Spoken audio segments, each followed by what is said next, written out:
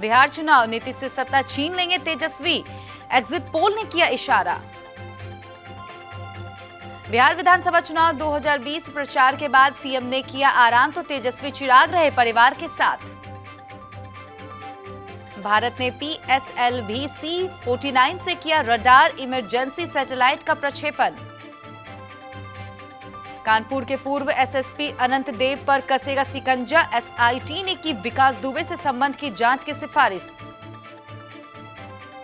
चुपचाप बाहर आ गया था राम रहीम, दुष्कर्मी बाबा को कटर सरकार ने एक दिन की पैरोल दिलाई। अमित शाह बोले बंगाल में मां, माटी और मानुष का नारा तुष्टीकरण में बदला, भतीजे को सीएम बनाना चाहती है ममता। अगर आप SBI के ग्राहक हैं तो 8 नवंबर को हो सकती है ये दिक्कतें। गौतम किचलू संग हनीमून पर निकली काजल अग्रवाल, शादी के बाद नाम बदलने पर एक्ट्रेस ने कही यह बात। RCB हुई IPL 2020 से बाहर, सुनील गावस्कर ने हार के लिए विराट कोहली की बैटिंग को ठहराया जिम्मेदार। बिहार विधानसभा चुनाव में तीसरे चरण की वोटिंग आज शाम खत्म होने के बाद अब नजरें परिणाम पर टिक गई हैं। वोटों की गिनती तो 10 नवंबर को शुरू होगी, लेकिन आज एग्जिट पोल इशारा करेंगे कि बिहार में किसकी सरकार बनने जा रही है। बिहार में 243 विधानसभा सीटों के लिए करोड़ों वोटर्स ने अपने अपने मताधिकार का प्रयोग किया है। एक बार फिर नीतीश कुमार के नेतृत्व NDA की सरकार बनेगी या तेजस्वी यादव महागठबंधन को सत्ता दिला पाएंगे। जनता ने मोदी नीतीश के कामकाज को पसंद किया या तेजस्वी का नौकरी का वादा भारी पड़ा। कुछ ही देर में एग्जिट पोल सामने आएंगे तो इशारों ही इशारों में, लेकिन इस सवालों के जवाब मिल जाएंगे।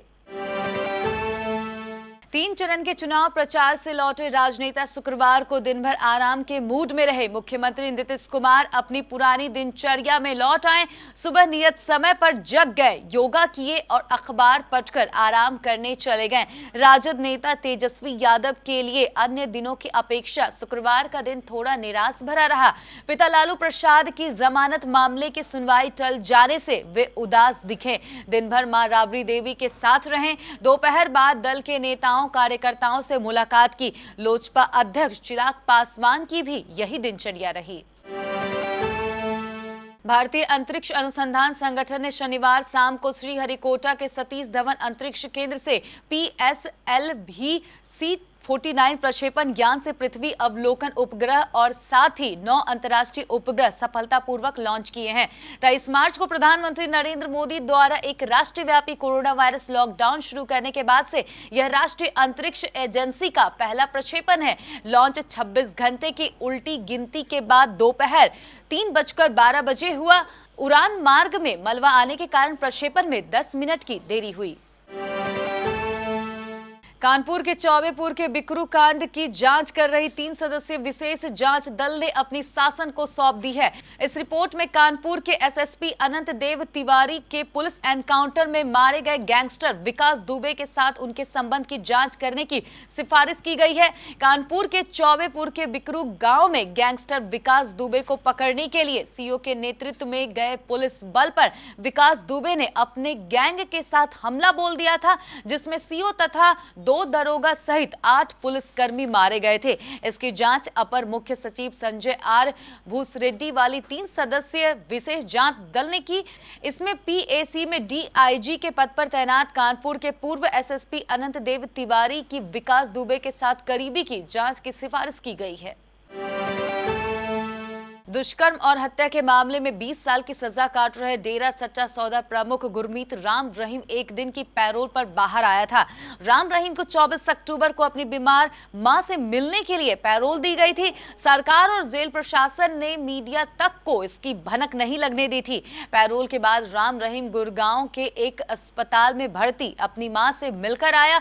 उसे सुनारिया जेल से गुड़गांव के अस्पताल तक बख्तरबंद गाड़ी में ले जाया गया और फिर लाया गया। राम रहीम 25 अगस्त 2017 से रोहतक जेल में बंद है। डेरी की पूर्व साध्वियों से दुष्कर्म और पत्रकार रामचंद्र छत्रपति की हत्या के मामले में राम रहीम को दोषी करार दिया गया था।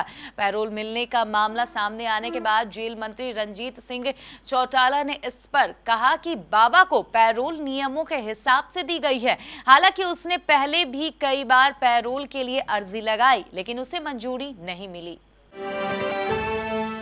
बंगाल में अपने 2 दिवसीय दौरे के आखिरी दिन शुक्रवार को मीडिया को संबोधित करते हुए केंद्रीय गृह मंत्री व भाजपा के कद्दावर नेता अमित शाह ने ममता सरकार पर जमकर निशाना साधा है। शाह ने कहा कि ममता बनर्जी को 10 साल पहले मां, माटी व मानुष के नारे पर वोट दिया गया था, लेकिन 10 साल में ये बातें तुष्टीकरण की सियासत में बदल गई। शाह ने कहा कि ममता बनर्जी का लक्ष्य है कि वह अगले कार्यकाल में अपने भतीजे को यहां का सीएम बना दे, लेकिन यहां के लोग नरेंद्र मोदी जी के नेतृत्व में परिवर्तन चाहते हैं। शाह ने कहा कि मैं बंगाल के लोगों को आश्वस्त करने आया हूं कि 5 साल में सोनार बंगाल बनाने का लक्ष्य पूरा किया जाएगा। शाह ने कहा कि बंगाल के लोगों ने कांग्रेस, वाम दलों और टीएमसी को मौका दिया है। उन्होंने कहा कि ममता बनर्जी का लक्ष्य है कि वह अगली सरकार में अपने भतीजे को सीएम बना दे।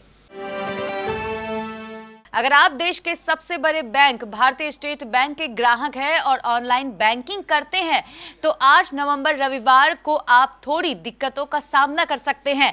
एसबीआई अपने ग्राहकों को ऑनलाइन बैंकिंग अनुभव को बेहतर बनाने के लिए अपने इंटरनेट बैंकिंग प्लेटफॉर्म को अपडेट कर रहा है। इसके चलते 8 नवंबर को ग्राहकों को इंटरनेट बैंकिंग, एसबीआई योनो और योनो लाइट सेवा के इस्तेमाल में दिक्कत आ सकती है। स्टेट बैंक ने ट्वीट कर की जानकारी दी है।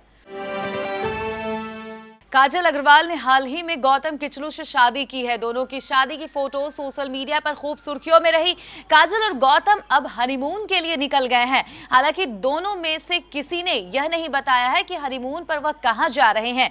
काजल ने हनीमून पर जाते हुए एक फोटो शेयर की है, जिसमें एक बैग में काजल किचलू लिखा है और दूसरे में गौतम किचलू। काजल ने शादी के बाद सरनेम बदलने पर अपनी बात रखी है। काजल ने एक इंटरव्यू में कहा, यह बहुत शानदार फीलिंग है। मैं मिसेस किचलू सुनने की आदत डाल रही हूं। हालांकि मैं जब यह सुनती हूं तो मुझे अच्छा लगता है और मेरी जिंदगी का यह अलग और नया चरण है। पूर्व भारतीय कप्तान सुनील गावस्कर ने इंडियन प्रीमियर लीग के 13वें सीजन में रॉयल चैलेंजर्स बैंगलोर के खिताब जीतने में नाकाम रहने के लिए कप्तान कोहली के बल्ले से खराब प्रदर्शन को भी जिम्मेदार माना है, जो अपने द्वारा स्थापित उच्च मानकों की बराबरी करने में नाकाम रहे। शुक्रवार को अबू धाबी में सनराइजर्स हैदराबाद के खिलाफ एलिमिनेटर में 6 विकेट की हार के साथ बैंगलोर की टीम टूर्नामेंट से बाहर हो गई। गावस्कर ने कहा कि कोहली ने अपने लिए जो उच्च स्तरीय स्थापित किए हैं, उसे देखते हुए संभवतः वह भी कहेगा कि वह उनकी बराबरी नहीं कर पाया और यह उन कारणों में से एक है जिसके कारण आरसीबी की टीम खिताब जीतने में नाकाम रही।